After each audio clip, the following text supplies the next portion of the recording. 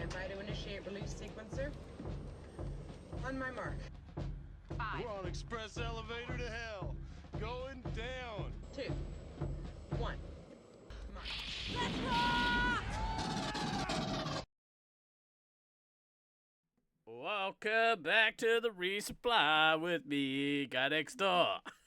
Me, DK, God help us, Steve has a new toy. And me, long-suffering fan. Bringing your ADHD-powered double tap of all things Space Marines and Laser Force.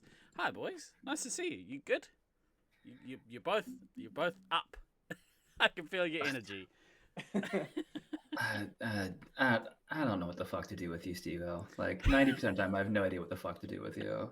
I mean, although it didn't happen live on air last week, as I kind of teased, I did in fact buy my ticket to Brisbane, so that's pretty exciting, yay. That's awesome. So that means that all three of us now have our tickets and are booked and on our way to Brisbane. Can we do like, I don't know, what I've always dreamed of, which is Bukkake? No. Like a live a live stream of the podcast with the three of us playing in the Resupply together. I would very much like to do that at some point. Even if it's just a practice game, that'd be... It would have to be a practice game. Yeah. Well, I'll just come play for you guys or just come play for me. Just come hang out. Just come hang out and our resupply. We'll have a truce. It'll be fine. It'll be fun. Oh, right, on the same team. As long as Steve doesn't shoot us, just leave him alone. We're just having a yarn. Don't worry about it. It's fine. Don't worry about it. Yeah, I've. Oh my god, I would love to do like a in-game podcast. Oh, Matty J, you better believe it. I was lurking in your stream yesterday. And I was gonna, or not yesterday, day before. I was gonna say howdy and seeing if you were coming tonight. It's gonna be good. Can't wait to see you again. Lucy, 47 months. You bloody legend. Thank you very much. That's crazy. 47 months. Yeah, that's a very long time. But not the longest. I think the longest. It's crazy. Is We've like even 50. Oh yeah, it's got to be longer than that. Because I know Lucy found us later, something like that. Didn't you say crazy that we have this length of show? I mean. Yeah, I was gonna say, didn't Pan say last week was like almost 10 years? In terms of Fuck yeah. In terms of from when we actually started the show originally, we started in 2016 because we started it as hype for Nats in Sacramento in 2017. Right. So the reality, like let's say almost, I mean, like we're literally at like 9 years right now. That's cool. That's cool. And also, oh no.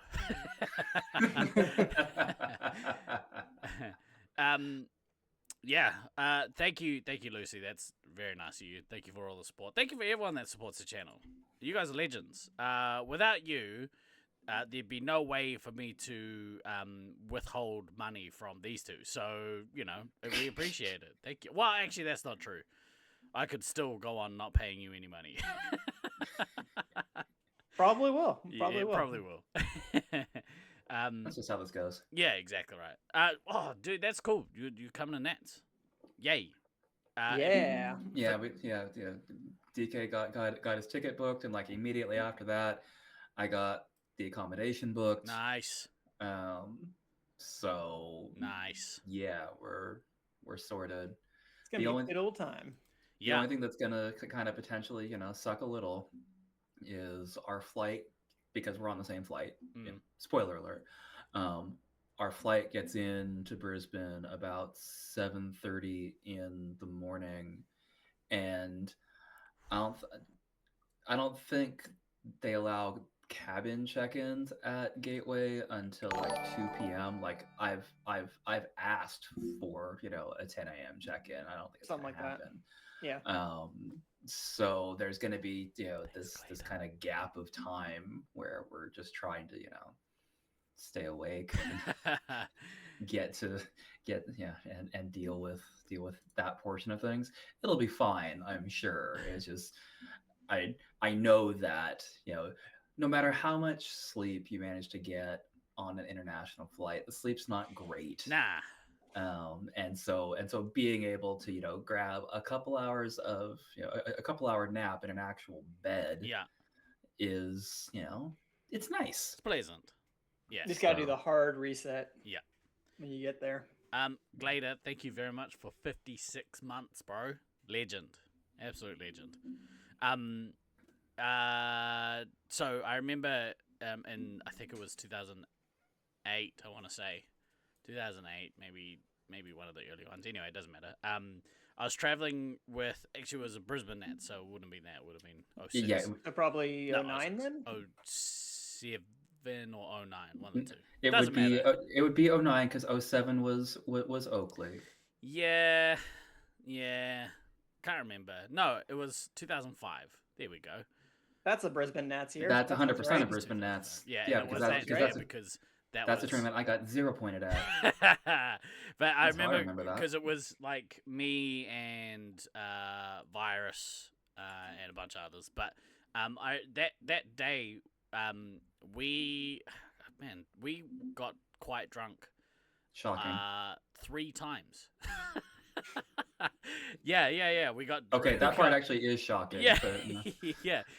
In your like what, late teens, early 20s, when you could drink and then be sweet the next day, which I don't condone, by the way. But we got drunk very early in the morning. Then by the time we on the flight and got in, we had sobered up, and then I think once we landed, we got more drinks and got drunk again, and then spent the day, I don't know, at a mall or some shit, and then later on that night sorry, should I move on with my story? That's unrelated. That's unrelated. I'm kidding. Well, so to sleep, like, have you thought about, and I'm not, and only do this if it's legal, but like edibles for the flight? Like, is that something that, I'm not saying that you two would take, but something that some people might? taking I think it'll last 14 hours though. Really? I mean, and it's certainly not something that you would definitely have to like take it before you got to the airport if you were going to do such a thing, because going through TSA right now is fraught enough without you trying to bring what is still technically a federally banned substance through TSA. Yeah, I'm just going saying, to another country where it is, as far as I understand, it also illegal. Yeah.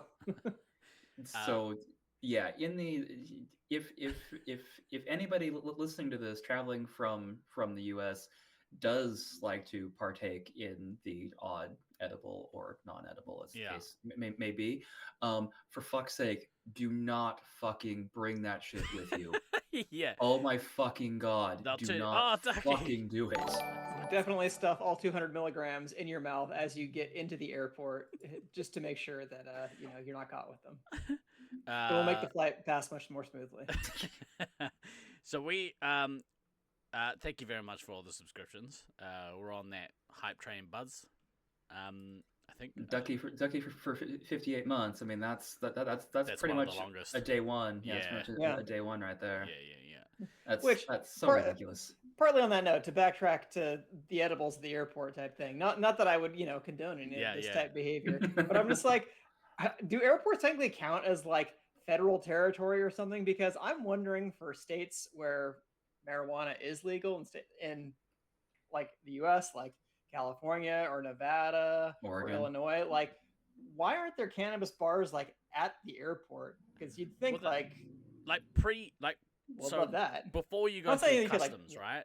It's before you clear customs, you're still in the state, but once you clear it, you're in like no man's land, not no man's land. That's what I want to know. But like is that like because it's technically like you have federal personnel on site that you can't do it? I don't know, just something I thought of.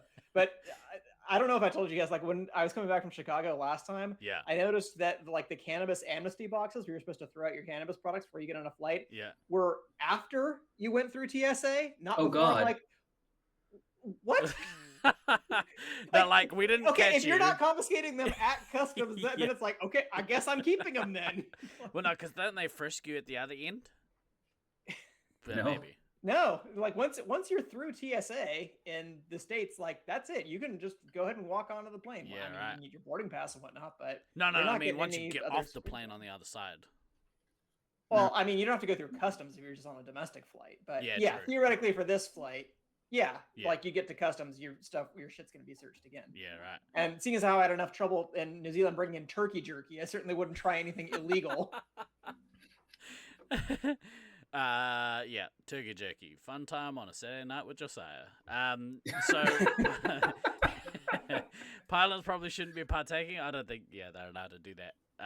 I when we came back from the States in, I want to say, 2018, we, myself and a couple of the Australian players, won't name names, but we were flying, we drove back, we bought edibles in Vegas, which is As you legal, do. as you do. Yeah. Drove back to LA, which As was you do. fucking awful. Yeah, and don't do then- that. No, it sucks. But then, like, I think at the end of our trip, we had like 2 gummies left, and they were like, Oh, no. we're not gonna throw them away. Yeah. And Take when you get to the airport before you go in. I couldn't Great. imagine anything worse than going through international customs in LA on edibles. Like, that just, ugh, no thank you. That's very stressful. Oh, see, that to me would like cut the anxiety I would normally have going through customs and doing all that shit. So I'd probably feel better about it. But maybe not. Who knows? Yeah, I don't know, man. It's not for me. I Yeah. get real dumb and like real, not paranoid. Just yeah. I don't want to be around anyone. That's why they call it indica. You're gonna be into couch. Right. We we got semi Laser Force related content. I was going to talk about this plugin, but maybe we'll leave that for a time we don't have any others. Oh no, fuck it. I started the show drawing. That's why I forgot. I'm like, there's no way you're not gonna be able to talk about it. Just fucking get it out the way. I forgot that was a thing. All right. Well, so for anyone that was around pre-show, you would have seen. Steve-O being a dick, shenanigans. yeah. Like, we're cross through there. Oh, what's that one? Yeah, get that out of here. The reason I bring it up, let me switch across to here. Makes me itchy. So I found a plugin recently. So for anyone that uses OBS that potentially records content or,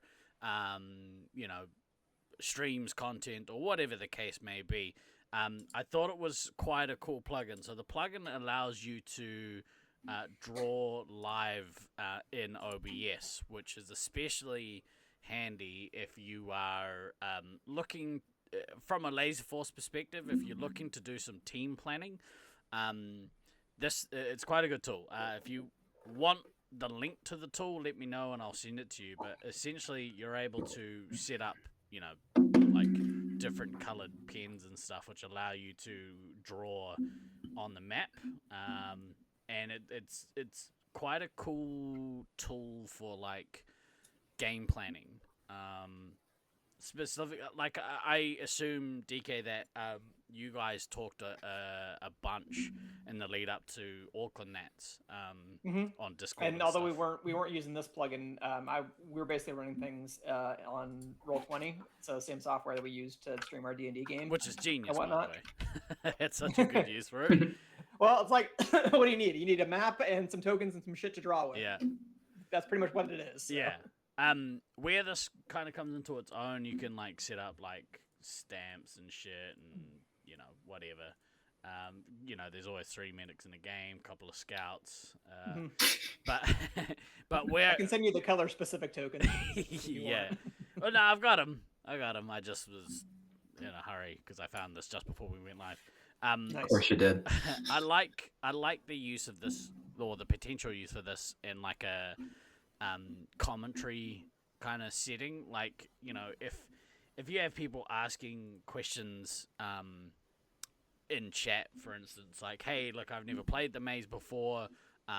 What are the kind of position setups? You could be like, all right, so if you're playing on the red side, your initial your starting point is here in the lower blue tower. You run up the ramp, which then continues. You go all the way down here into new tower, and then you set up your ammo, and then you set up your medic, and that's kind of your start game scenario. That kind of shit. when we were talking about like the arena and stuff during commentary during last year's Nats, we had the 3D map, and the 3D map was amazing. Like it was so cool to have that and have proper frame of reference, and also where the cameras were set up in the maze, we could kind of mimic how that looks, and then from there move the map around, and Yep. you know, people could get a real good 3D understanding of the map. It was such a handy tool to have, except for you couldn't, like, aside from me, you know, capturing my mouse cursor and being like, this is where you start, we're gonna run up here and blah blah blah. You couldn't make notes or kind of show direction or whatever. Like it was almost perfect, but not, yeah. So yeah, I bring this up to say, for anyone who's creating content and stuff, check out this plugin. Even from like a team planning perspective, it's quite a good tool, because you can kind of give your teammates, if you've played in the arena before, you can give your teammates a good kind of understanding of flow and backtracking, and you know, like the different kind of game stage movements and setups and that kind of stuff. So I thought it warranted a quick shout out. Yeah, fair. It's very, very cool. Anywho's, let's talk about the thing we were going to talk about, shall we? We shall. We had an actual like topic for today. Yeah, hence Craziness. the witty stream title. It's pretty good. It's a pretty good title. But yeah, do you wanna kick us off, DK? Well, I was like I thought about one version of this topic a few weeks ago, but I kind of thought about it again, oddly enough, in looking at the Resupply Discord on the arts and crafts section. We were talking about like some minis that people had painted recently, and I had posted one of mine, and I was like, you know, I'm reasonably happy with it, but I feel like something is still missing. There are some elements I can improve. And it's like the usual stuff when somebody posts something, people will be like, oh no, it's really good, it's excellent, it's all that. But like, to me, that sort of misses the point. Like, I'm not just like saying that so that people will be like, no, it's great, it's good. It's like, I consider that sort of self-criticism to be really important to getting better at anything. And you should celebrate like the wins that you have. And I am happy. Like I've gotten much better at various things. Like I think of myself like I'm a fairly good mini painter. I'm not great, but I've gotten better over the years. And like I'm happy with that. But there's still things that I feel like I can do better. And it's the same with laser tag. Like anytime I've gone through, played laser tag, played a game, played a tournament, whatever, I'm always looking at, okay, like I'm happy I did this, and this, but where are some things that I can improve here down the line? But then also kind of thinking about like, I had this discussion with somebody, I think it might have been Odin's Fist, maybe somebody else, about like how it is you determine when somebody is like a main in a position. It's like, oh, well, that, you know, that guy's an ammo player, that person's a commander player, oh, that person, like they're a scout player. Like, how do we figure that out? We all kind of like intuitively sort of understand that idea, but what do we actually mean? And like when you're suggesting that somebody would be good at a role, like why do you think that? So I was like trying to rack my brain and think about what kinds of personality traits, what kind of play styles, those types of things contribute to somebody like me thinking if I'm putting together a team or I'm splitting up teams to be like, okay, well, I think the game will be balanced if this person plays commander against this heavy, or this person's playing commander and they have this person as a supporting scout. Like that would be really strong together. So like trying to figure out some of those elements. Well, as a starting place, for me, I've always thought about like the attacking roles in Space Marines, like commander and the scout roles, as roles that are the closest representation of pure laser tag. So you know, when you think of, oh, we're gonna go play laser tag at its core is run around and shoot people before they can shoot you. And if you can do that better than anyone else, then generally your scores are better, and you know, and you win games. With the other 3 roles, enhance. Fucking loudest keyboard. Sorry. That's all right. Then like sending me messages. Just I forgot actually. I forgot. We're gonna talk about it because I can. You try to be sneaky, but we're just gonna put on Front Street. I'm screen sharing the things that we had up before, but I forget that you guys see stuff different than how I see it. Yeah. I'm watching the Watchers here. I should have muted before typing that, but that would have been better. But whatever. I'm gonna be very quiet. Click, click, click, click, click. Look! I just got a new keyboard. Is it doubling up the sound also? I don't know. I just got a new keyboard, and it is quieter than my Oh, old I've one. lost audio on Fan. But I didn't think Whatever you just did, I think you just fucked up the stream again, Steve. God damn it. Thank, can you hear DK? Yeah, I can hear DK. So you heard him say that he can't hear you? Yes. Oh my god. You had to tell him to switch off of the OBS view. Son of a Don't make bitch. the man switch things in the middle of a show. Yeah, hang on. Just deal with it. Just be comfortable with your discomfort. Yeah, why have you done this? Huh? Why have you done this? Maybe it's this one. Hang on. Let me just do that. Is it this? Can you hear him now? I think I heard a sigh. I heard a sigh. That sounded very thin. Like, yep, okay, Okay. we're good now. All right. Wheels are off. That's all right. We'll fix it in the edit. I heard the sound of Than, which is yeah. Can't believe you've done this. A sound that you have unfortunately been hearing for 27 years. So. When you have like the little children's pop-up book, it's like the cow goes moo, the Fan goes. How many H's is there? I gotta write it down. Yeah. I'm not mad. I'm just disappointed. Yeah. So like the other 2, so the heavy rolls and the resupply rolls to me are different. That they're a step away from like pure laser tag, so it's kind of harder in my mind to kind of learn those roles in depth, especially heavy. I think like universally people are like heavy's the hardest role to play, which is an interesting thing because for me, I don't know, like I find it easier. Maybe a little easier. Yeah, but your brain is broken in a very specific way that makes heavy easy. Right. And that's and I think that they're actually like I was making that comment to be hurtful, but I think there is actually like if you look at the people that we consider top heavies, there's all a little bit of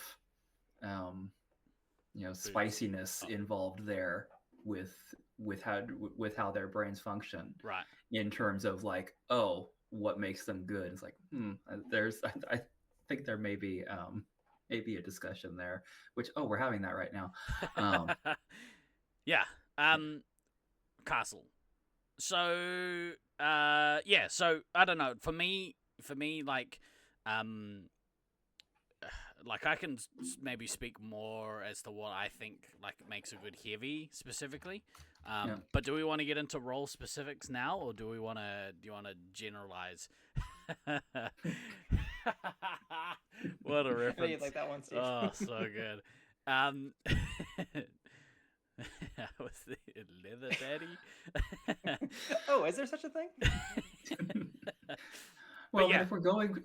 if we're going from like, I don't know, I feel like if we're going to start from the back and start from the resupply, just in general, like ammo and medic to my mind, like have a relatively similar personality profile.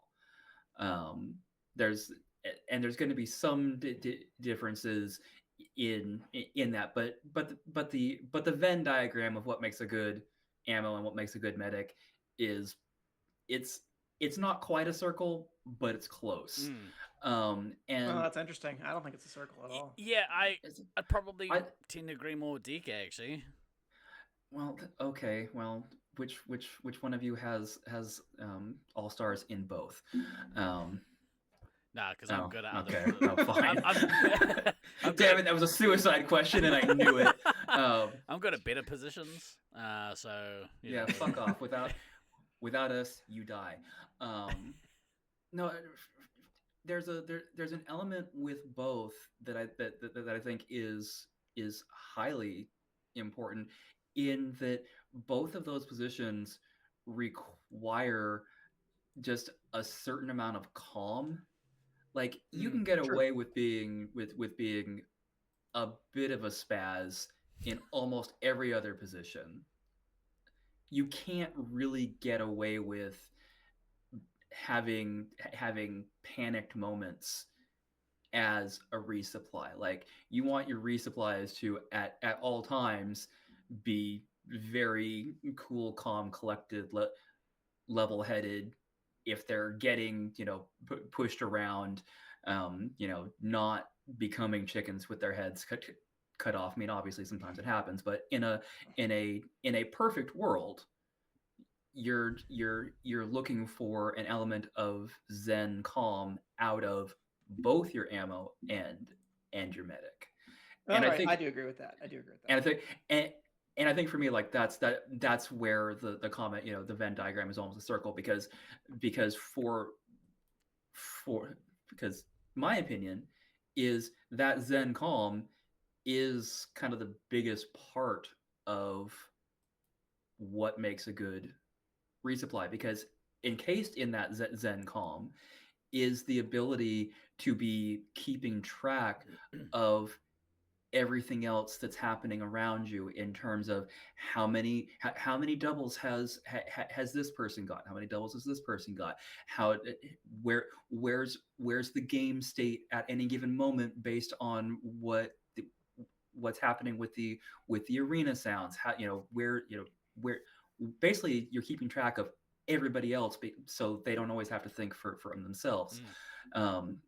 So you've got that piece, and then obviously you've got you've got the outliers on both sides, where you want your medic to be in a perfect world in general, a little less aggressive than your ammo. Your ammo having a little more aggression in their profile isn't necessarily the worst thing. Your medic having aggression in their profile is good in very specific instances, but it's not something that you necessarily want to say, yes, this is the thing that we want in this player. If it happens to be there, cool, but it's not a characteristic that you're looking for in that player. Right on. Yeah. So that's my start. You guys go. Yeah, when I was coming at this from just a notes perspective, I was like, rather than writing up like a whole paragraph on each of these things, let me see if I can like narrow it down to a key like style, like the way you play laser tag, and a key trait. So like something about your personality or the way that you carry yourself, because like those are related things, I guess. Your style and your personality, but they're technically like distinct elements.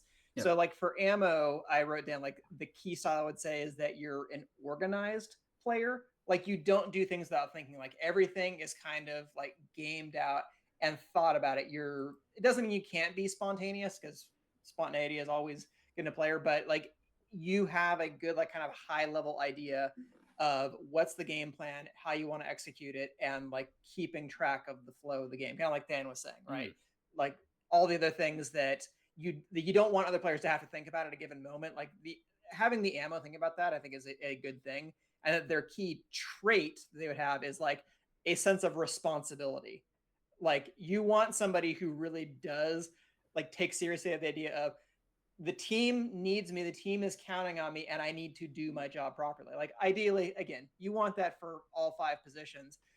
But we all know there is nothing fucking worse than 90 seconds in the game being like caution, your ammo has been eliminated. Yeah. And you're just like, well, okay, we're fucked. Like the game is over. If you lose your ammo early, like that's it. So like having somebody who is capable of taking on that responsibility and be like, I'm not going to let that happen to our team. I view that as a very important kind of like characteristic. of an ammo. So they have to be, somebody who is organized, who is conscientious, who has that kind of responsibility, and maybe puts those things above some of those other concerns, like you were saying, the pure laser tag game of just trying to shoot people. Yeah, there's instances where you see people who don't play a lot of ammo, or they're like a very aggressive player. They've got a very aggressive play style where they a lot of the time will forget their actual main goal is to get their team full of shots and get them out attacking again. And like I mean, we saw it this week, and one of the games, I think somebody's ammo was out trying to like get resets and push the enemy back, but they had both the scouts and the heavy were back. Like that's not your job. Your job, if people are back, your job is first and foremost get them resupplied.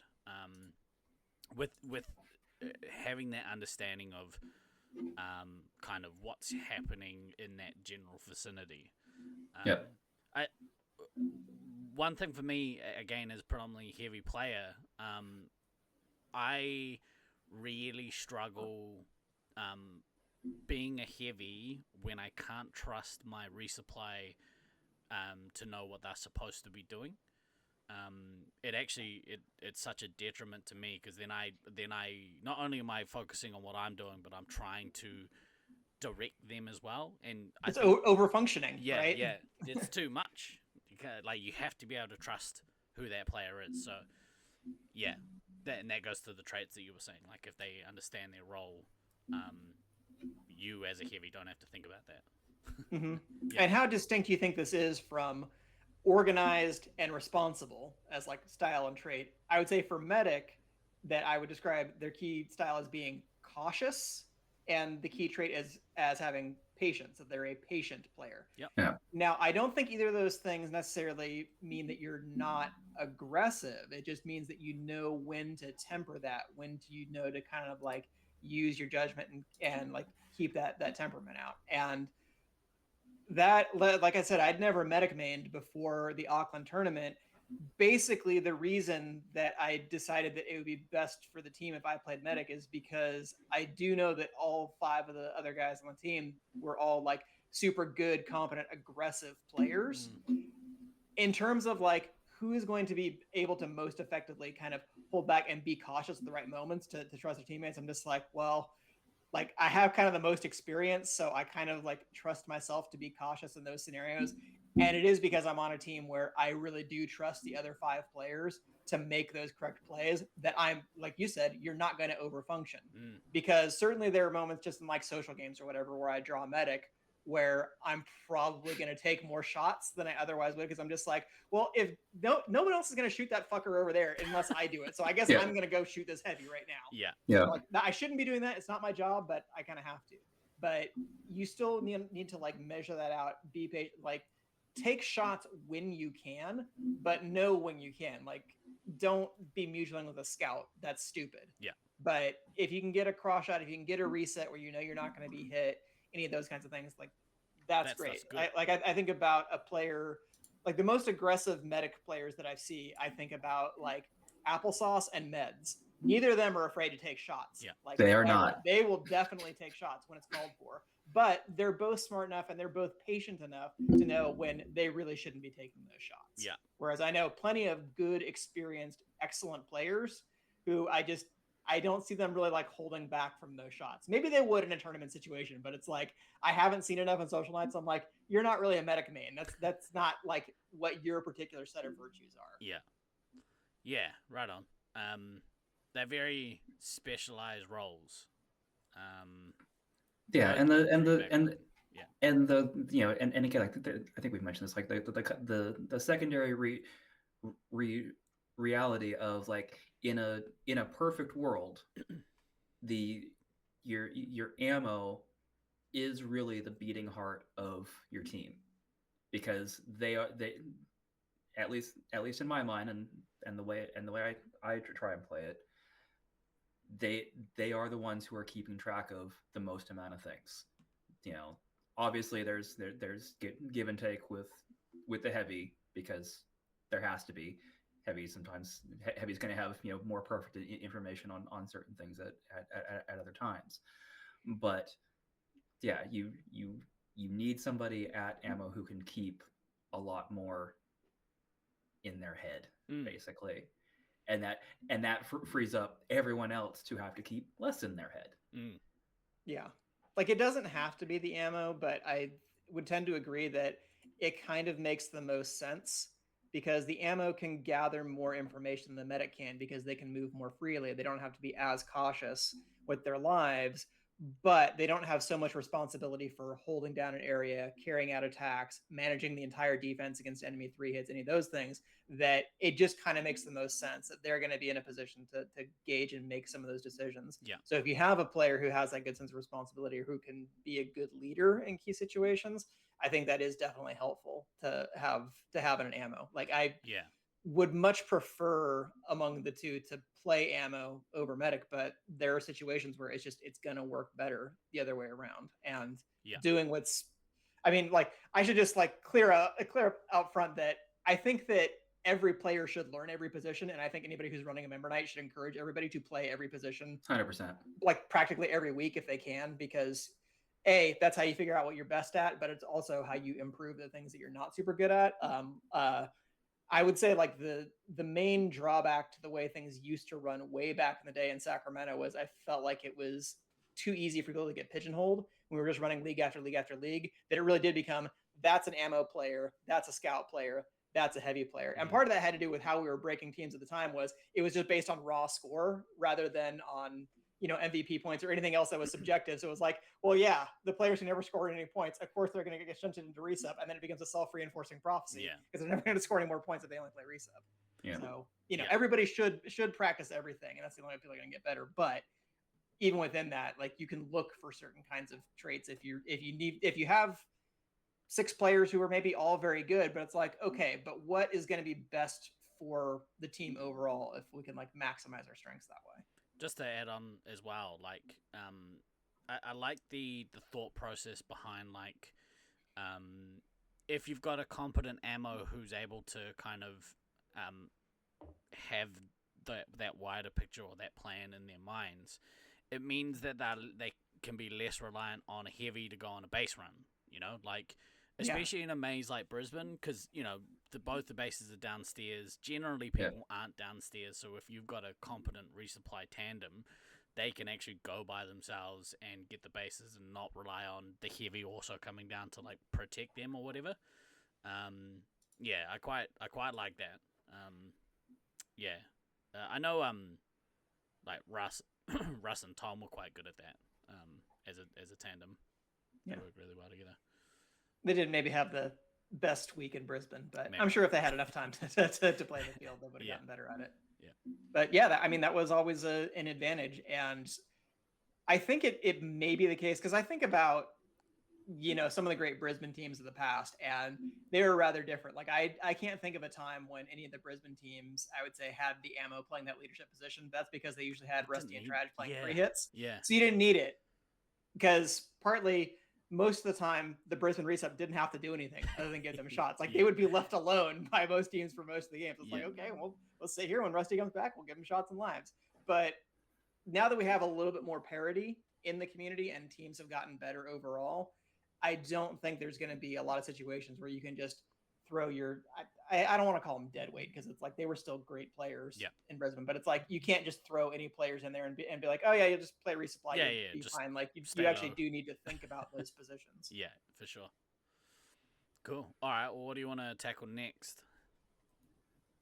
Well, I mean, we've hit the back 3. Let's move out. Well, I mean, let's talk about heavy a little bit more though, because we did talk a little bit about resupply as a tandem, and I guess that would be the other thing too, is that it's also really advantageous if your 2 resupply players on your team communicate well and understand one another. Got great chemistry and because you could have a great ammo and a great medic, but if they never played together and they have clashing styles, it might not work very well. And that's like the most important set of players to have on the same page at any given time. So I would that's say pretty important too. That Auckland's greatest resupply tandem was Dan and Magrat. Like that was a pretty excellent combination. The two work really well together, and and then me and Sneak in 18 also worked who pretty well as that guy. that guy, Yeah. But yeah, I will say, like, going into Nats last year and like knowing I was going to be playing Resupply with Applesauce, yeah. and when she and I figured out like that we had never actually played a game together on the same team, literally ever before Nats. Yeah. There was a definite moment of, okay, well, that's interesting. Yeah, well, I and mean, so you know, you were already like well, old but when she but was there, born, so. I as much as I want to tell you to go fuck yourself, that's accurate. So True. it's true. Facts. So there was definitely Father-daughter relationship. some moments in the lead up where it was like, well, we think we'll be okay because we're both, you know, good at the things that we do. But there was that question of, you know, will we mesh correctly? Yeah. Now DK had full confidence that yes, we were, because he had played with both of us at different times in the roles that we were going to be in. He was like, you guys are going to be fine. It's going to be fine. Yeah. You guys have nothing to worry about. But there's still that kind of that fear of the unknown, that until you actually get it and you can start getting your first games, when you finally go, oh right, yeah, okay, we're good.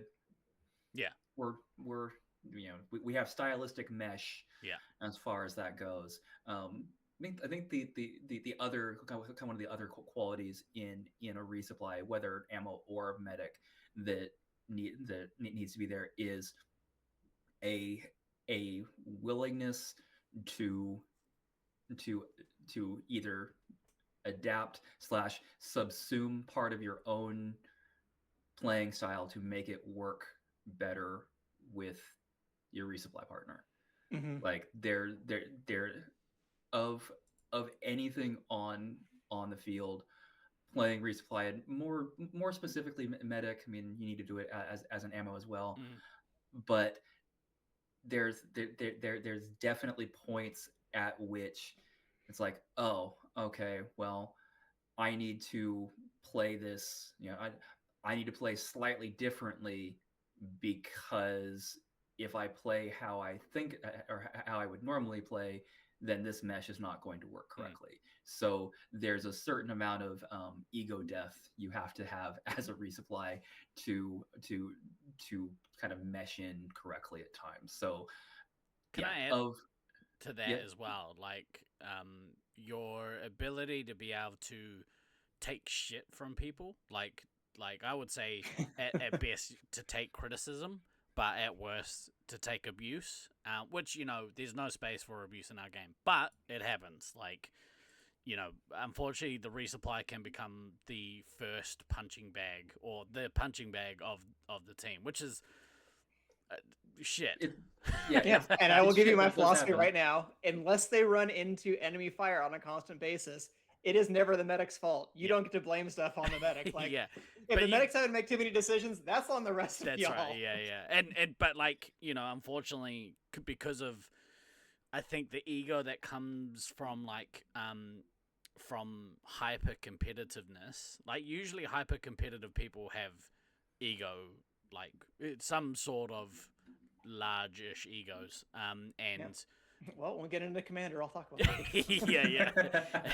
So, like, yeah, and I don't think that anyone should have to, like, put up with that kind of shit. But, you know, there is a certain amount of yelling and, like, loud constructive criticism that will flow towards a resupply. So, being able to kind of, you know, deal appropriately with that is probably super important as well as a resupply player. Well, I think that kind of goes to Than's point about staying calm and collected. It's not just like staying calm under enemy fire, but like in solving communication issues with your team if people are yelling back and forth constantly. Or like once you finish Yeah. the game, like when you get out of the arena and, like, you got a couple of psychos like yelling at each other or at you or whatever. Like, Yeah. Or, I you mean, know- you don't have to go like the full Michael Jordan philosophy of, well, if you can't handle me yelling at you, you're never gonna be able to fight Brisbane. Don't worry about it. Yeah, or when you've got teammates in game complaining that you haven't given them resupply when you have. Yeah. All right. Never happened. Let's talk about the heavy. For me, actually, DK, do you want to start us off because you've got actual notes? So we'll start with your notes and then we'll. Well, I would say like the style I would say is like, I would say defensive, but defensive doesn't even really encapsulate what I want to say. But like somebody who is very good at trading shots or getting the shot off before another person. Yep. I view that as like a very like key skill for heavy to have, because the people I hate playing heavy against the most are the people that's just like they get you. Like they always get me. Like even like I might mutual with them, we might shoot each other, but it's like they don't miss. Yeah. So part of that has to do with accuracy. Part of it has to do with just like being a quick shot, being accurate, to do those things. But like playing heavy against like Kodama or Scythe or Thunder, it's just like these fuckers don't miss, right? Like it's so hard to get past them. And when they're focused on their game, it's just like it's very difficult to make any kind of move against them. And you basically need to get another person and be like, I can't get past this person. 1v1. So that's probably what I mean by like defense. I don't think that heavy needs to play super defensive, especially I think the meta has kind of evolved away from that a little bit and has favored a little bit more aggressive style. But still, like having somebody who has that kind of capability to be able to just confidently be able to take on any other player one-on-one, and they're probably not going to miss. I view that as being really good. And then like a key like personality trait is, I would say it's like somebody who has really good judgment, who knows when to make like close marginal calls. Like, when do I go for this missile versus when I just take the shot? When do I push out? When do I need to come back? How do I manage my shots and lives? Like somebody who's gonna like hone those small edges and make a lot out of them, I think is like a good like personality thing to think about. When do I reset off my team? Like that kind of stuff. I'd go. I would say, and this is not to say that fitness is not important, but I would say like you can be an effective heavy and not be the fittest person or the fastest, like fastest at moving around an arena. Like you can be a wall as long as you can get those mutuals or get the first shot. Get a shot, right? If they can't break you, if they can't break through your wall, then you don't have to be able to run the fastest or the longest or whatever. That stuff, I think, fitness whole pizza in my mouth. Hang on. Fitness whole pizza in my mouth makes me heavy. There we go. I gotta get the stats on it. Yeah. Well done, Glader. Well done, Steve-O. but you know what I mean? Like I'd talk about me. I'm not the fittest guy, but I play better when I'm fit. So, there's less.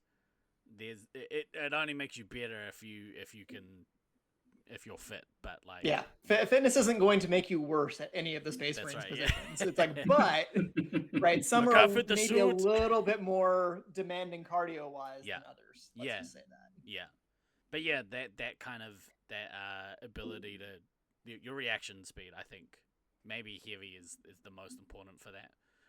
Although being being a 3-hit, doing 3 hits of damage, can also cover up some people's like ineptitudes. Only for a little while. Yeah. I feel like Nats is where that shit gets exposed. Yeah.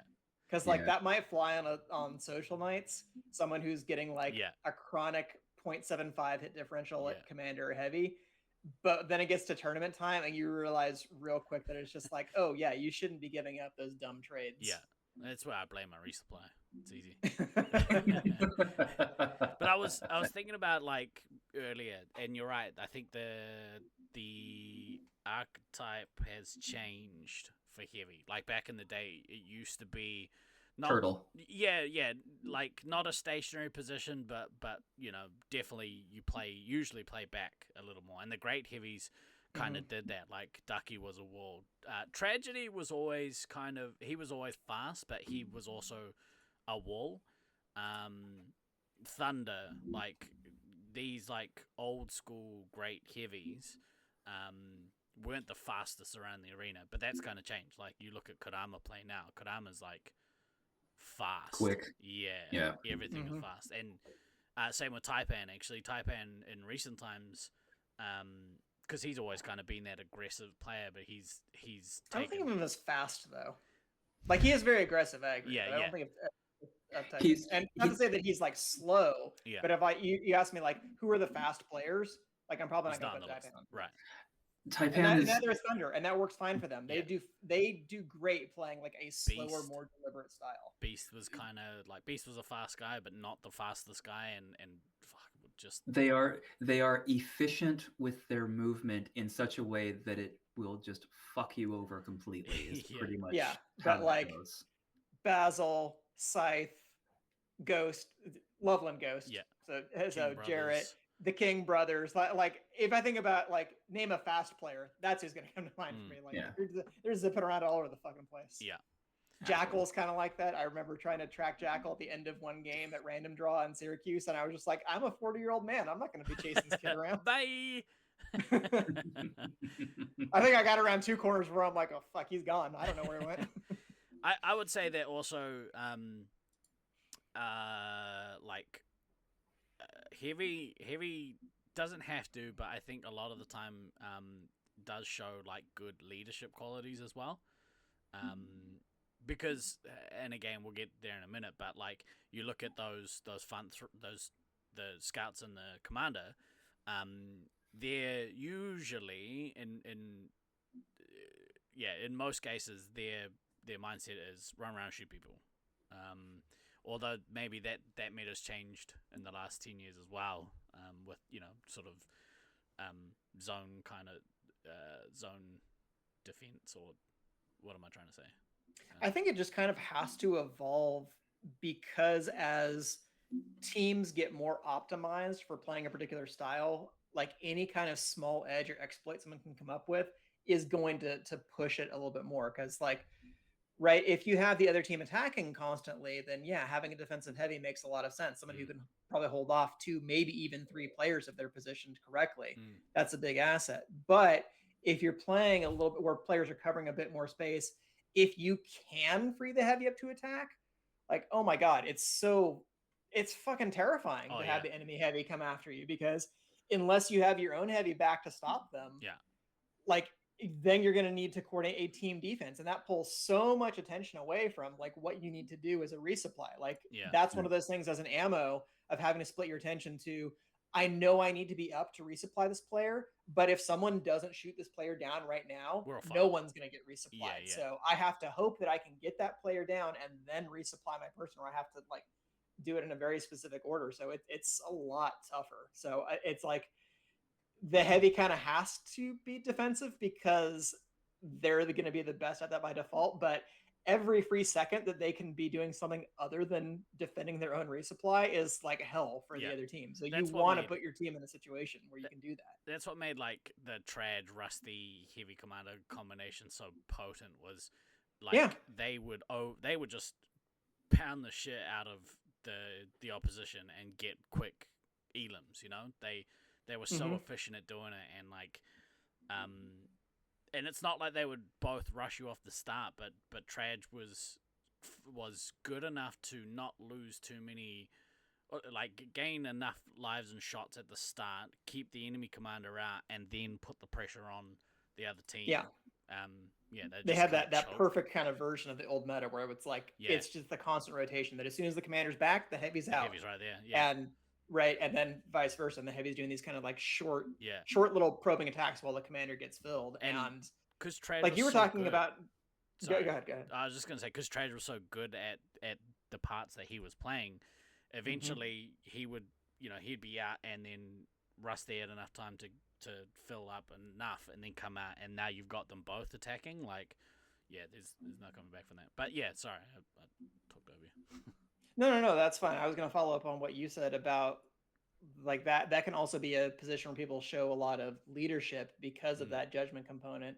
Because I've seen it in games all the time where sometimes Rusty will stay back for like a whole minute just filling up. And you have to put a lot of pressure on their team to allow for that to happen, because that was like one of the first things that we talked about in our meetings when we were talking about how are we going to play Brisbane. It's like, guys, we can't allow them to just fill up at will. That's how you get crushed, is by, it's like, oh yeah, guess what? Now Rusty has 30 lives and 50 shots, and he's just going to make your life fucking suck for the next 5 minutes probably, because it's just going to be just pounding you constantly. But I think like I think kind of had a misperception of the way that Brisbane went, because I did very much think about that, of Traj being like sort of the organizational brains behind that, because he was having to make those judgment calls about like, when do I go out so Rusty can fill up and that kind of thing. I don't necessarily think that's fair to Rusty in that sense though, because Rusty is a really cerebral player as well. Like he's always thinking about like, not just what I do in the moment, but he really thinks deeply about the strategy of the game. But I guess it's just because of the decades of experience that I just kind of assumed that it's like, oh yeah, Traj, he must be the brains of the operation. It's like, no, they're both really smart and they're both really aggressive. Yeah, and they're gonna fuck you up. Also in 06, when they beat us in our maze, I obviously wasn't in the room, but I think that brainchild was Rusty. That's my understanding. Someone correct me if I'm wrong, but I'm pretty sure. Yeah, their whole game plan changed. Their whole they implemented a game plan that we hadn't seen the entire week, and they used their experience and their skill to just outclass us. Assholes. Yeah, fucking jerks. I think it's pronounced castle, but.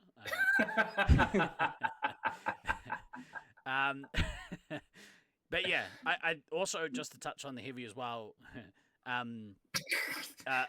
Sorry. You enjoyed that, from what I understand. Funny. You said I've seen the video. You said huge assets before, and it made me giggle. But the heavy, also, much like the ammo, kind of needs to have that game awareness. Like, is there a bomb? Damn. The rockets are incoming? Oh, he turned his mic off. Okay. Yeah, it's probably street racing. No. Street racing outside of Pants Place. No, it's there's an air show at the close to me. Like the Hillsborough Airport is literally like 15 minutes from my house. That's where the air show is this weekend, and so it's gonna. Well, you live close to where I live now, and Yeah. the Sacramento area, and you know about the air show at Mather every year. So yeah, Yep. same thing. Glad that there's no fucking channel stuff at the moment. We're still operating on a skeleton setup, except for the cool doodles I can do. But yeah, like the heavy understanding what's happening in the game. Specifically around like maybe not so much what their resupplies are doing, but like who's out attacking. There we go. I'll do it the old-fashioned way. Yeah, clack clack clack clack clack clack clack. That's DK's turn. But yeah, like so not worrying about what their resupply has to do, but understanding who's out attacking. How long they've kind of been out for, understanding, all right, we haven't had nukes and stuff yet, so I need to make sure that I'm full up. All that stuff. Like, yeah, I think being, having good game sense is super important for the heavy. Yeah. Anything else? I don't know. I feel like I monopolized part of that conversation, didn't really let fans say anything. So it's because I'm so fucking terrible at heavy. I don't really have anything to contribute. Like the whole comment about like heavy being the most difficult position to play well. 100%. Like it is by far at this point especially, it is by far my worst position. Right. And it's not even close. Like it is. I am at best a slightly below average heavy at this point. Me too. Yeah, So I have nothing to contribute to the heavy portion of this discussion. Right on. Yeah, he was a man in his day. He was a man in his day. Yeah. I definitely liked him backing me up at heavy in 2004. So yeah, but you know that was literally 21 years ago. In the we need to reach back 21 years for it, but respect your elders, kids. Yeah, I don't know. You love heavy? Us too, Gabe. Me too. Yeah, it's a hard position to play, and it's also awesome to see when people play it well. Or if you could play it well, like it's nice.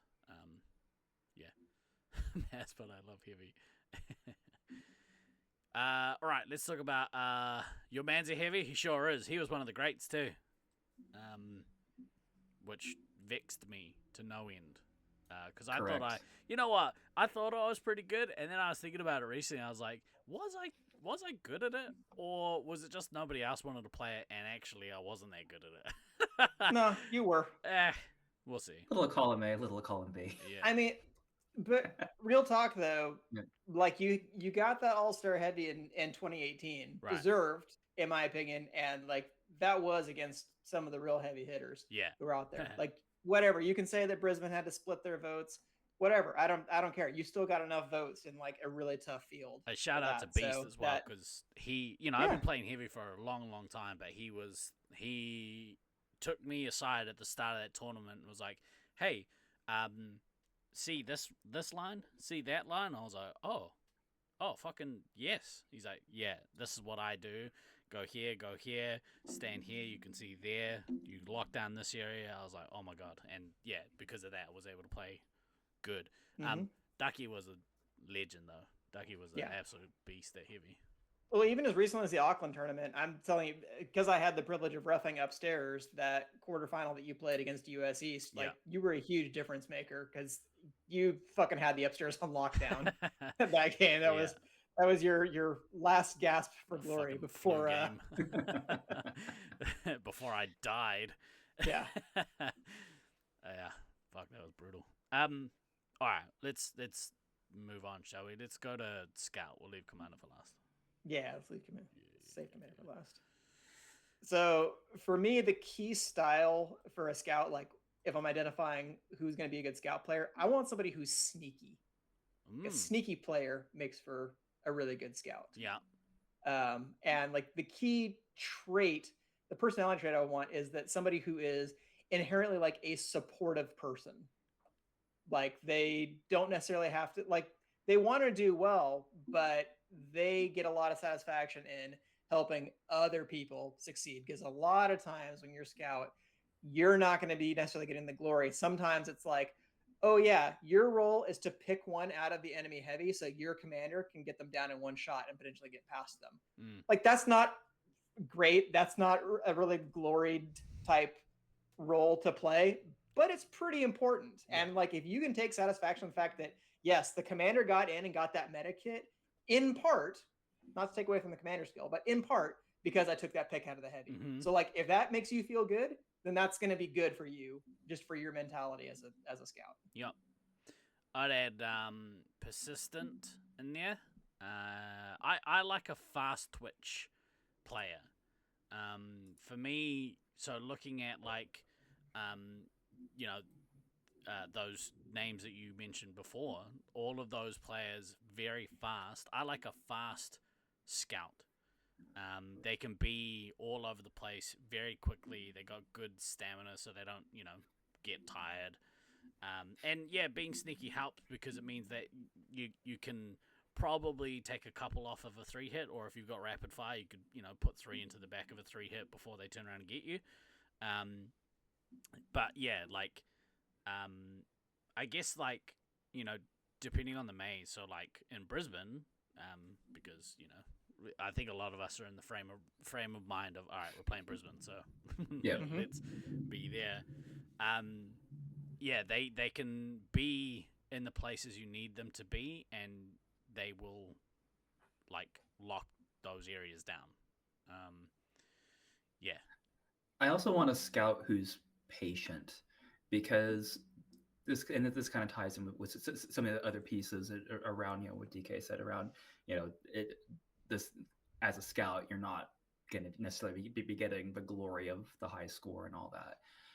There are times when, as a scout, your role is to, hey, yeah, I need you in this corner because this corner has these 3 shooting angles, and you being here means that nobody can come past without getting hit in some way, shape, or form.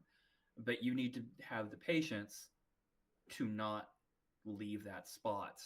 I mean, obviously, if you're getting pounded, you leave. But like, you need to have the patience to That's what you're into. Well, very true. But having the patience to accept that, okay, maybe there's going to be small periods of time where I'm not directly involved in the game, and I can hear the game going on around me. But if I get pulled from where I am, that exposes my resupply to, or it either exposes my resupply to, excessive danger, because then somebody can basically sneak in, or I'm making my commander attacking more difficult because now I'm not taking those picks out that they're expecting to get taken out. So there's an element of being a patient, supportive player who's also a sneaky motherfucker who can quickly get from point A to point B. I like I like a communicative scout as well, who can kind of, if you're a scout, you're back in a resupply, then you're also like protecting against stuff coming in. You're aware of what's happening there, but like, you can like effectively pass on information to your commander, like when you're out attacking. Like if you happen to take 1 or 2 off of the heavy, for instance, that's super good information for the commander to know. So yeah, someone who communicates well. I feel like the communicative thing is kind of one of those traits that you want for everyone. Yeah, for sure. So I don't necessarily know that's specifically. Well, that's inherent in team sport, right? Like you have to be able to communicate. Yeah. Although it's interesting that I think a lot of people get the communication part down where you call things out. It's always funny to me when I see some teams that seem to be operating where everyone is calling things out, but nobody's really listening to what other people have to say. Like, my job is like, hey, there's a guy over here. And it's like, okay, but you didn't say where he's going. You didn't keep track of what the other 2 people said. So I think communication is another one of those sort of like two-way street types of things. Yeah. It's in some instances a little easier at like Nats because you should be able to tell accents apart. Should.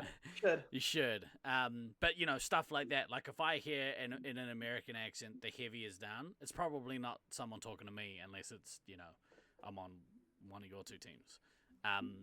But yeah, like usually people yelling stuff in a New Zealand accent, like I understand. Oh, that's probably for me. Oh, stink. Hey, come get the heavy. Yeah, it's I like to think of. I was thinking about it before. If you were gonna assign like a spirit animal to each role. See, this should have been in your notes. Yeah, like, it should have. I'm boring. You should have been like, if each person were an animal, what animal would they be? I would say a scout is their I like their spirit animal as a rat. I'd put the rat as a scout because a rat generally pretty patient, but very persistent, very fast, very sneaky. But they can chew through concrete eventually. Yeah, but they're only 1 hit, so like you can dispatch them fairly easily.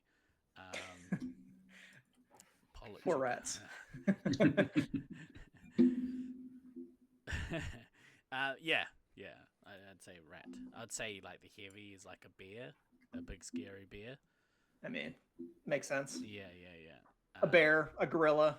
Oh, something like that. That's a good one. This goes to You love DK's communication? Me too. It's pretty good. Yeah, I'm a fan. Thanks. It's all right. 41 months. Appreciate you. Anything else you want to add to the scout?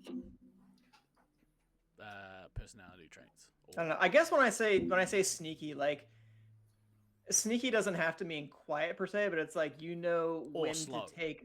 And it doesn't have to mean slow, but it means that you're like taking smart shots. You're not just like that's the biggest tip. Like I tend to give newer players who are scout is I'm just like, don't go head up with people. Like you're doing way too much. It's like, oh, somebody's coming in, let me step out and shoot them. Like, no, if you know someone's constantly coming from one direction, your goal is to get around to the sides. That way they have to look at another angle, or you can get stuff in the side and the back. Because at least if you get on the side, maybe you get 2 for 1. You get behind them, maybe you can put a 3-hit down without them seeing.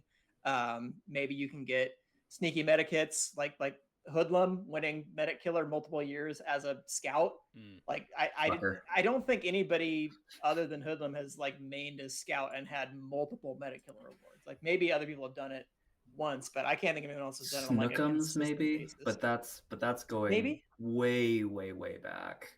Maybe, but yeah, I don't know, but yeah, but that requires like a level of sneakiness. I mean, we talk about Hoodie's teleporter. And that kind of he just appears out of nowhere. He gets by people without people seeing him. It's not the same thing, but in a similar vein, like the way the Thunder play scout. I think Thunder is an incredibly effective scout, especially for sort of midfield control. Like my favorite line from the 2023 Nats was Rusty yelling, "Thunder's behind me! Thunder's always behind me!" Because it's like that's exactly what I want to hear. That's where I want Thunder. Yeah. I want him shooting Rusty in the back all the time. Yeah.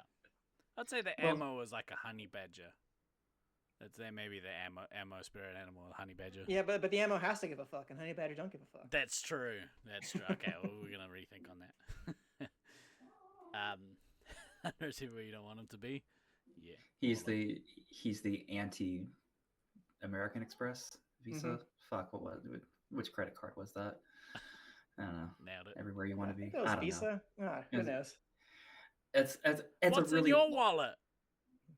That's Capital One, baby.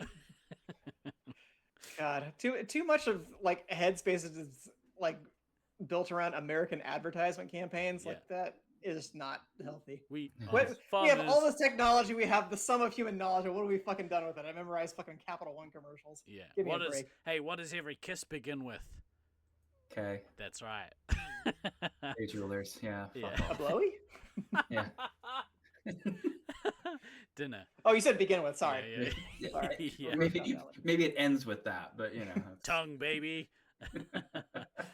All right. Let's move on, shall we? The big C. C for kiss. What do you got? I would say the key style I look for in Commander is aggressive. Yeah. Like I want the most aggressive player. That's somebody who needs to develop their commander skill. And their personality trait, I would look for somebody who is ambitious, aspirational, maybe has a little bit, like we talked about, kind of that touch of ego. Because I think, it is important, I think, for commanders to want to be like, I want to inflict damage in their team. I want meta kits. I want the glory. I want to be thought of as a great player. Yeah.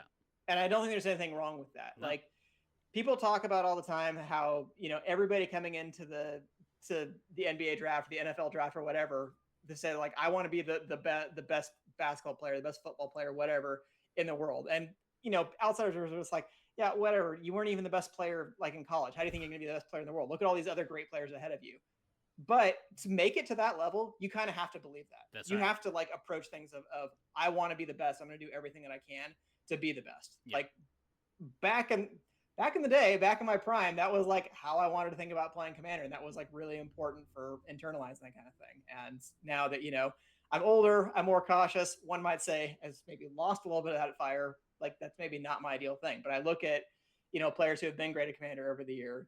Like obviously, Rusty's a very aspirational player. He's want to be the best, and he's achieved it multiple times. But like players like Mental or Scythe, or more recently Slaughtermelon, right? As people who are aggressive, and I know that they have aspirations and they want to be thought of as great players. And I think that is good a good mentality for a commander to have. It shouldn't be to the exclusion of all other things, and your ego shouldn't get in the way of performing. But I don't think it's a bad thing for somebody to be like, yes, I want to launch 5 nukes every game. I want to get all of my missiles off. I want to win medic killer. Cool, great. You're naturally suited for the commander position. Yeah, I think you need to have ego to play commander at the highest level. And like, it's unfortunately one of those things that usually when you have people who excel at like sports, for example, maybe they suffer a little bit in their like personal lives because, you know, like that kind of mentality isn't always healthy for everything else in your life. But for the 15 minutes that you're in there or less, yeah, you kind of need that. You need the attitude of, yeah, I don't fear anyone. I'm gonna smoke everyone in here. Yeah, I'm gonna get every one of my missiles off. I'm gonna get like 12 medic hits plus, you know, nukes. Yeah, ego is really important, I think, to make a good commander. And maybe that's when having a someone with more like team focused or like team mentality in the heavy role, they can kind of be the counter to, you know, the commander's ego. The commander doesn't have to worry about leading the team; they just have to worry about themselves and what they are gonna do in the mace. So, yeah, and you leave kind of the rest of that shit to everyone else in the team. You're still a team player. You understand that Space Marines is a team game, but you're the sword. You're the alpha dog, the leader of the wolf pack. Yeah. Yeah. I think that's true. And I think that anything that you can, not to say that as a commander, you shouldn't be trying to put yourself in the most advantageous position wherever possible, even if like you have to sacrifice some aggression for that. But if you're playing one of the other roles or you have teammates who understand that, let me do everything I can to make the commander's job as easy as possible, it's makes it so much easier to play, like in the right situation. Because the best commanders, at least historically, were kind of capable of backpacking a team on their own.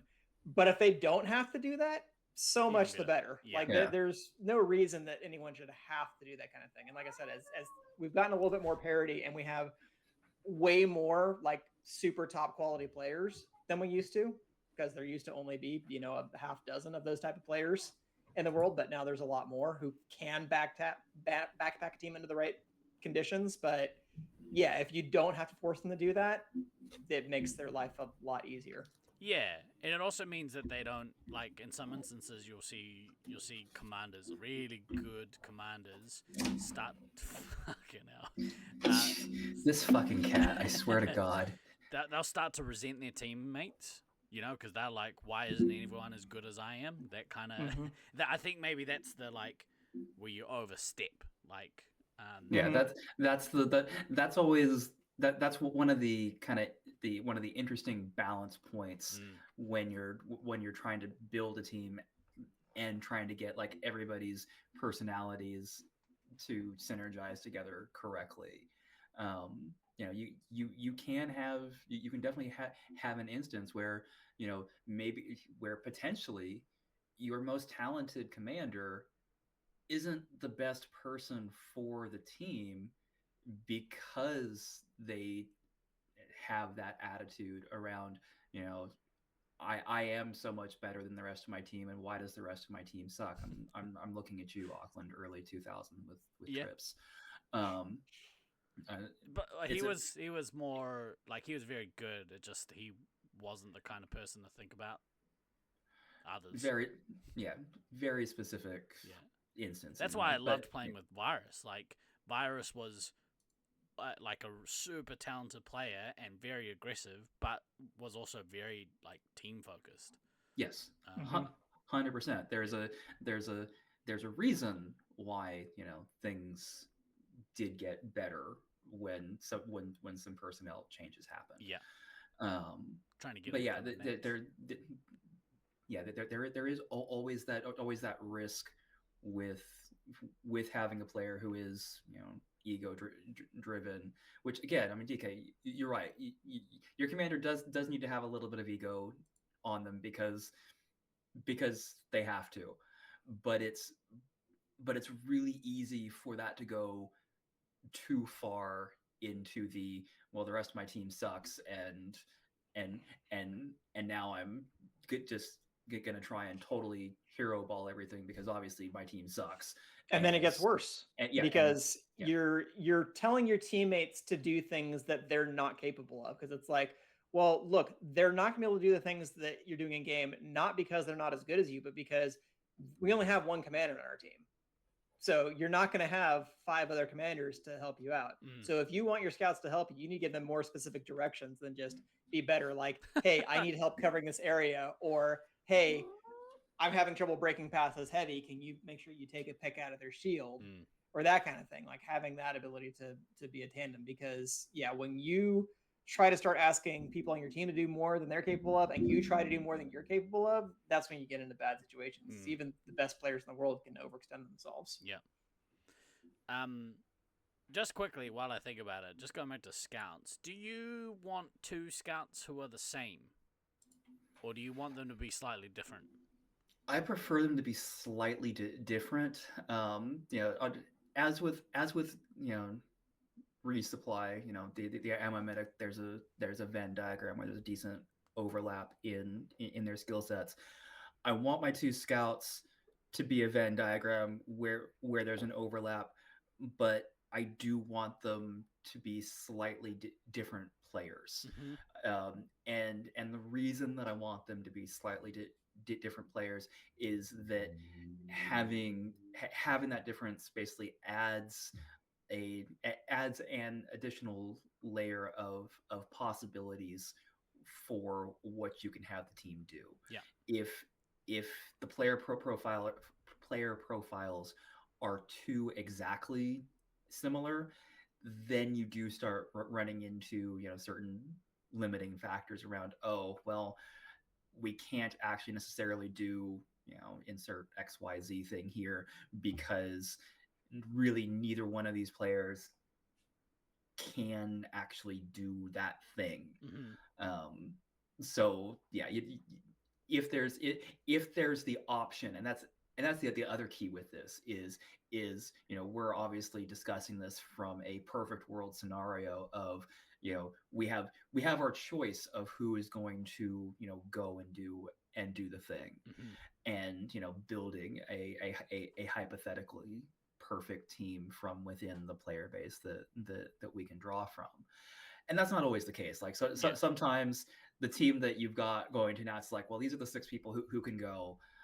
All right, how do we gel these 6 people into a thing when maybe some of the traits don't synergize well, or some of the personalities don't synergize well, and that becomes a whole thing to work through. Right. Well, I mean, everybody knows that, like, by default, you put your quote unquote dead weight on your team ends up in the medic and scout spots, just because it's like those are deemed to be less where if you have a player who is somewhat weaker, it has less of a detrimental impact on your team if you put them in those positions versus others.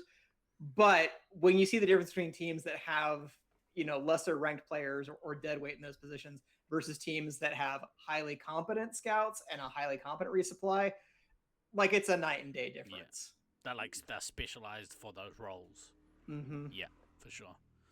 Yeah, it's interesting. Yeah, that's an interesting question too about scouts of different styles, because I could see it of having 2 very similar style scouts help a team and do very well. Like, I think about, like, your Auckland team, you had 2K King and Leech, not just because they're brothers, but in a lot of other ways, they're very similar players. Like, they're like almost carbon copies of each other. Both like very aggressive, very quick, doing those kinds of things.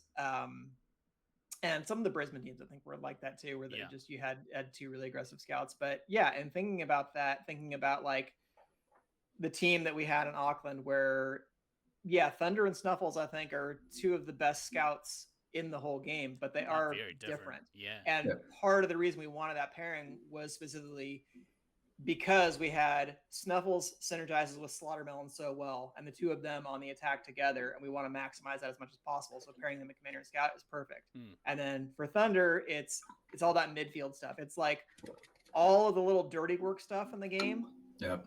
Thunder's like the best player at doing that kind of stuff and doesn't need to be a glory hound. So it's like that's a perfect role for him just to be like, yeah, anything else, any other weak spots you're noticing in our team, if you go fill them in, we'll be fine. Yeah. And that's good. And it was, I guess, kind of similar like in our Nats team last year. Dan was going in, and I hadn't played with Sweets that much. I didn't know how it would go. I didn't know what exactly I was going to have to do as a scout on that team. I'm like, I need to be prepared either to be really aggressive. And I was kind of like in practice nights being like, okay, I need to start practicing actually running in all the way to the medic a lot more, because that might be what's called for on this team. But as it turned out, didn't need that. Like Sweets was a really aggressive, good offensive scout, and that let me play a little bit more of that kind of midfield, field control, pick up the back line, help make sure the big box is covered, all that kind of stuff to play a little bit more of that midfield thing. And I think that worked well for us for the most part. So I guess there is kind of an advantage to having scouts who play a little bit different from each other, or at least who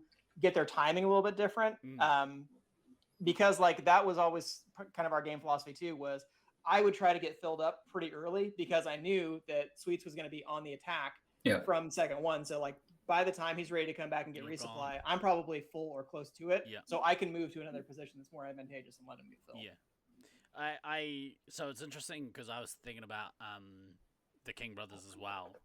And yeah, they are like, their play styles are pretty much the same as each other. But then when we played in Brisbane in 2017, 18. I was going to say 18. I was like, no, it was the year before because COVID. In 2018, it was actually really interesting to see King completely change his style of play. And he actually made the switch like, not even the first day. I think like we were getting frustrated. I think he was getting frustrated because like historically our style of play as a site has been run and kill the medic, be aggressive, kill the medic, and that style doesn't really work so well in Brisbane. So he actually had to completely change the way that he was playing, and he, to his credit, he did it and he nailed it. He was awesome. Yeah. Much like Thunder's behind me, Thunder's always behind me. The call of that week was, can someone please get King out of Helm? Yeah, exactly right. Get that scout out of Helm. And the answer is no, fuck off. He's going to... Helm is 2Ks. Yeah. Leave the fuck alone. Well, I think that's what at least one of you said about persistence, right? Is that you're not going to be able to hold Helm the entire game as a one hit. Like it's too easy to kick you out. But if you keep finding ways to get back in there as soon as it's unoccupied and you're just like a little rat. Groundhog... No, a rat. Rat. Come on, DK. Yeah. Bring it full circle. Come on. Rat's too basic. You must face the fury of the groundhog. See, there's your problem. That's why you have two scouts. You have a rat and a groundhog. You've underestimated the power of the rat. Inside you have two wolves. One is a rat and one is a groundhog. I like, it's an interesting thing to ponder. Maybe it's a site specific thing, like do you want two of the same kind of scouts? Do you want them to be slightly different? I like Scout A being kind of an amalgamation of a scout and a commander, so like a center forward, and then having the other scout as a center back, but they obviously not inflexible with that kind of structure, For sure. It's also all about again, personality, synergy, and playstyle synergy. With the respective 3-hit that they're intended to support the most often. And that's and that I think really is kind of like the big overarching takeaway from all of this is that but by and large, you want the people and personalities and playing styles to synergize as well as possible across everything.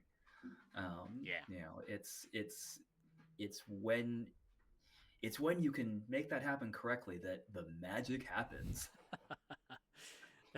Exactly right. Exactly right. I kind of like moved us away from Commander, but was there anything else you guys wanted to speak on with Commander?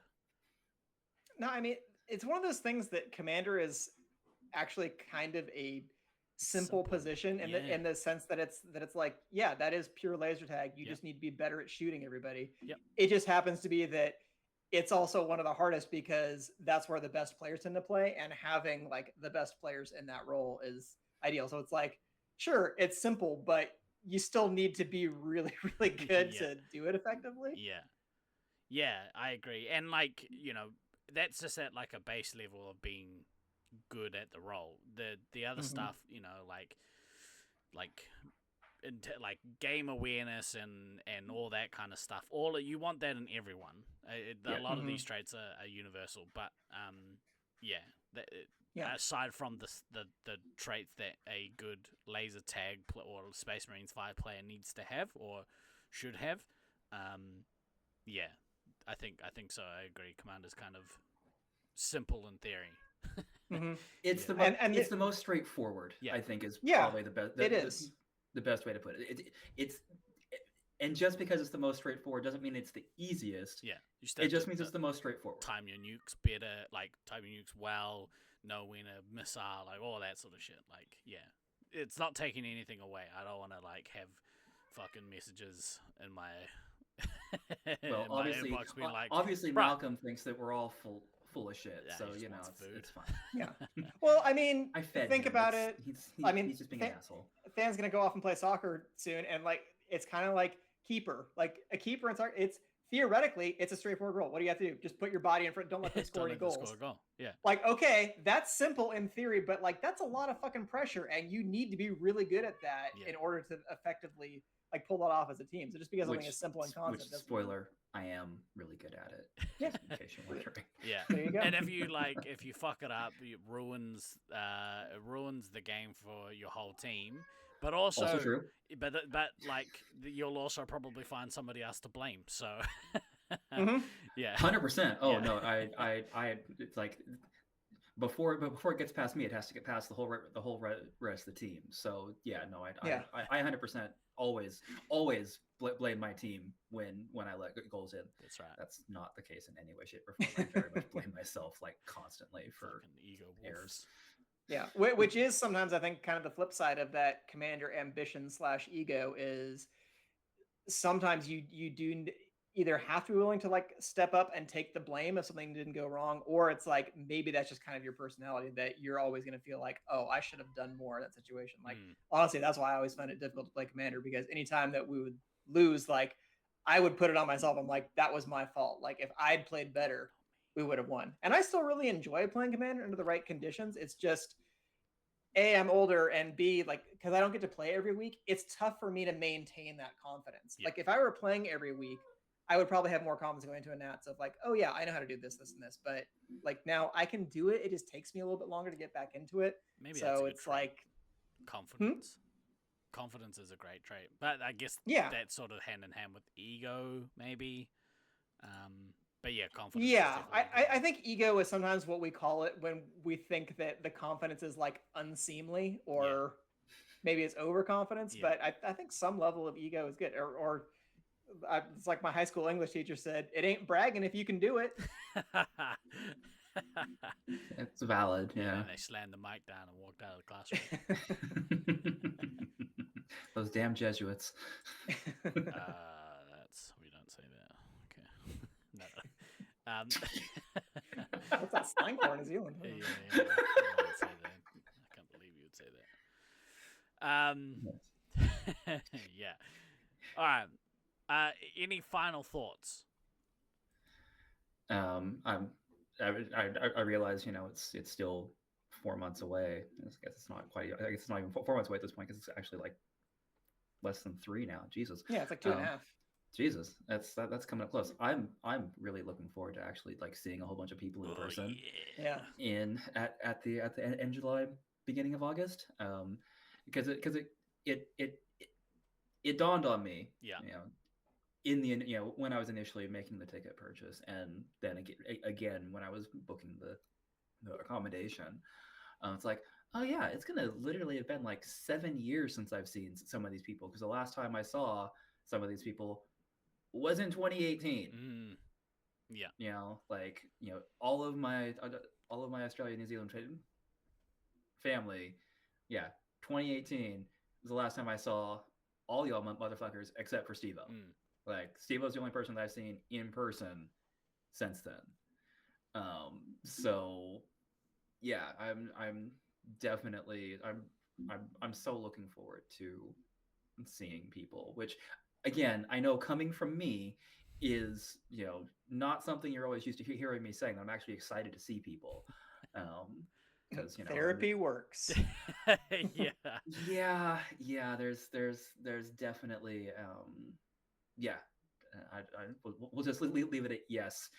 The therapy over the last these many years has been, knock it the fuck off, Steve-O. Jesus Christ, knock it off.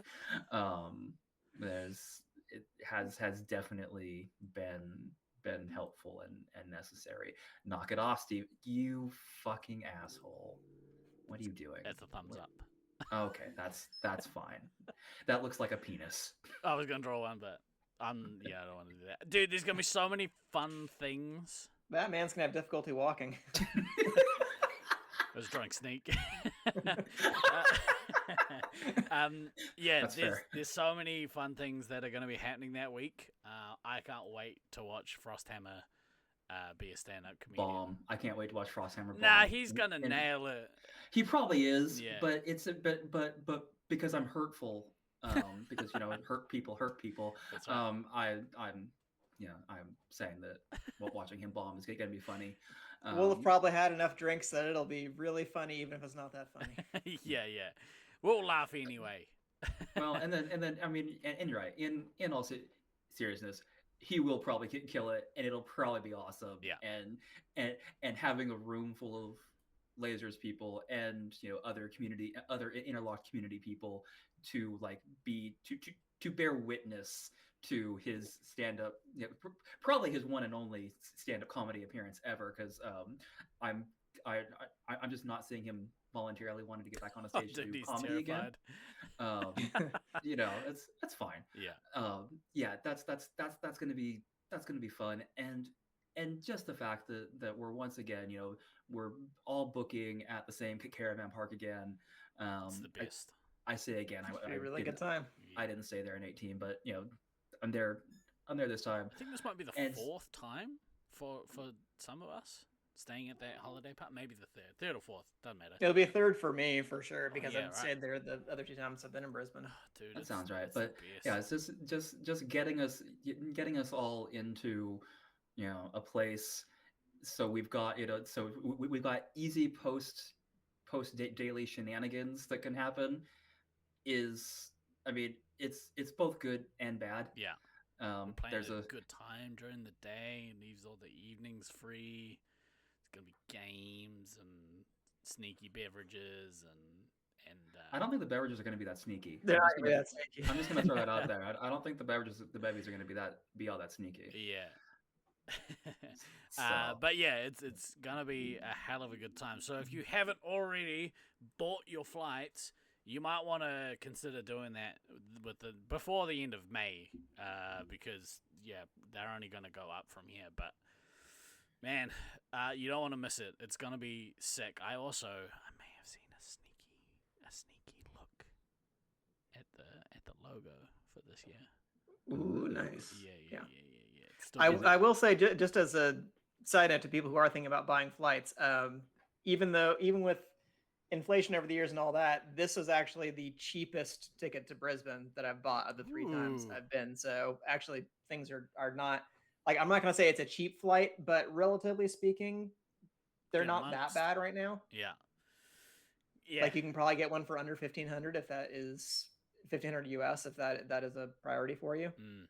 Buy your flights. Which again, we acknowledge isn't cheap. Like we acknowledge that is a decent amount of money, but we also acknowledge that It's all relative, though. Yeah, it's all relative, and that's about the price that the tickets have been historically. So the fact that they're still relatively level on price with inflation happening is interesting as far as that goes. I might have.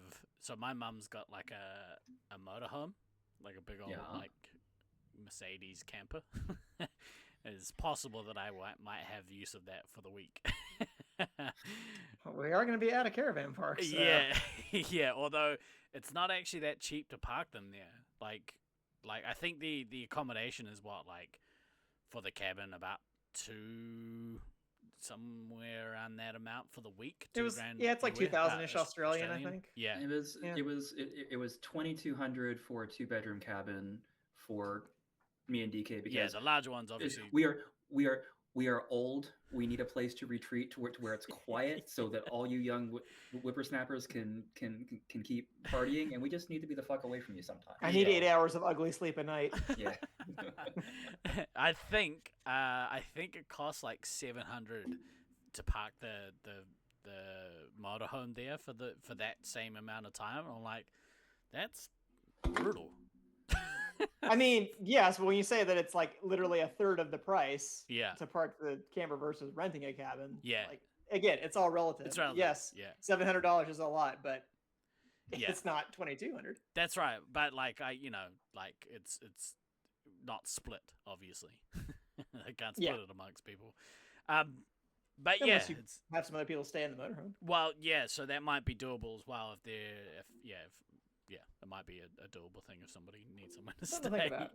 But I think that might be. I think when we fly in, me and Disco Stu are going to jump in the camper and head up to Toowoomba to go play some disc golf. So nice. I think that's what we're doing. It's going to be cool, man. It's going to be a really fun trip. For anyone that might be interested that hasn't already booked their flights, I think there are a small contingent of people coming to New Zealand after Nats. If you're interested in doing that kind of thing, reach out, because there's some extra travel that's happening. If you've got the time and the money to do it, come on across, because our country's way better. Valid. Right. We should be back on next week. I don't think we've got any plans over the next little while where we shouldn't miss shows, but things happen. Yeah.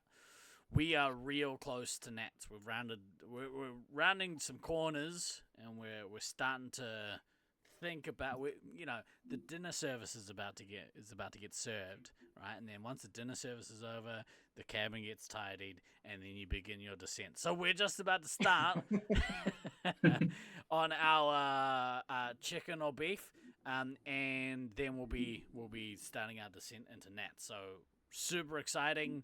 Come and be amongst. Come and hang out. Come and say hi. That's the best part. It's the best part of Nats.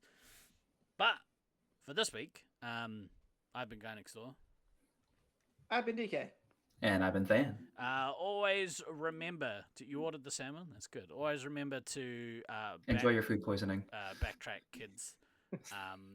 We will see you next week, hopefully. Ka kite anō.